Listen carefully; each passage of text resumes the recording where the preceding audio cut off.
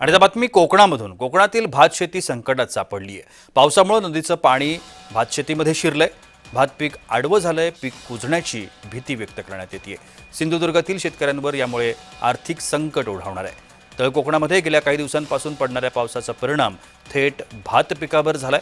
शेतकऱ्यांच्या हातातोंडाशी आलेला घास हिरावण्याची वेळ आलेली आहे. भात पीक आडवं झालंय. यामुळे शेतकऱ्यांसमोर नवं संकट उभं ठाकलंय. यामुळे कोकणातील शेतकरी आर्थिक संकटात सापडलाय. पीक विम्याच्या आज नुकसान भरपाईमध्ये शेतकऱ्याचं हे नुकसान भरून येणार नाही.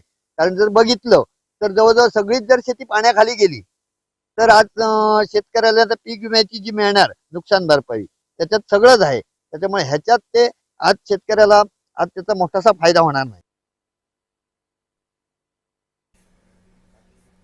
मराठवाड्यात जिल्ह्यामध्ये म्हणा किंवा इतरत्र सोलापूर सांगली जी वस्तुस्थिती आज झाली तीच आज सिंधुदुर्गात निर्माण होणार. कारण नदी किनारी जास्ती आपल्या शेतकऱ्यांची भातं असून आणि हा पट्टा जर निश्चितच सह्याद्री पट्टा असल्यामुळे नदी लगत बऱ्याचशा नदी याला लगत आहे आणि पाणी येण्यासाठी पूर येण्यासाठी आता खूप वेळ लागत नाही. त्यामुळे सगळी भातं जी आहेत ती आज पाण्याखाली जर गेली तर प्रचंड स्वरूपात शेतकऱ्यांचं नुकसान होणार. त्यामुळे आमची मराठवाड्याप्रमाणे आमच्या सिंधुदुर्ग जिल्ह्यातली ही सुद्धा शेतकऱ्यांची मागणी आहे